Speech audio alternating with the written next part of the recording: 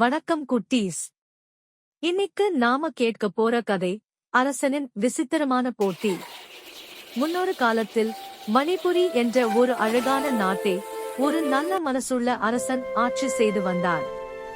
அரசனுக்கு வயசாகிடுச்சு. ஆனா அவருக்கு பிறகு நாட்டை ஆள யாரும் இல்லை. என் அன்பு மக்களே, எனக்கு பிறகு இந்த நாட்டை ஆள ஒரு நல்ல இளைஞனை நான் தேர்வு செய்ய போறேன். அரசன் எல்லா இளைஞர்களுக்கும் ஒரு பூ விதையை கொடுத்தார். இந்த விதையை நட்டு வளருங்க. 6 மாதம் கழிச்சு அழகான செடி கொண்டவரே ராஜா. இந்த கூட்டத்துல முகிலன் என்ற ஒரு ஏழை சிறுவனும் இருந்தான். அவன் ரொம்ப நேர்மையானவன். நானும் நல்லா முயற்சி பண்ணுவேன். முகிலன் தினமும் தண்ணீர் ஊற்றினான். நாட்கள் போச்சு. ஆனா செடி மட்டும் முளைக்கவே இல்லை. ஏன் வளரலே?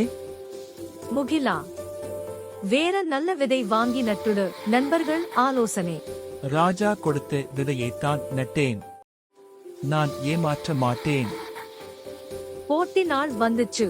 எல்லோரும் அழகான பூச்செடிகளோட வந்தாங்க. ஆனா முகிலன் மட்டும் வெறும் காலி தொட்டியோட நின்னான். தம்பி, உன் செடி எங்கே?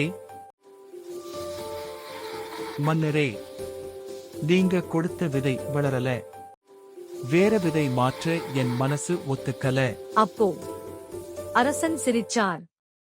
மக்களே, இவன்தான் உங்கள் புதிய அரசன். நான் கொடுத்தது வருத்த விதைகள்.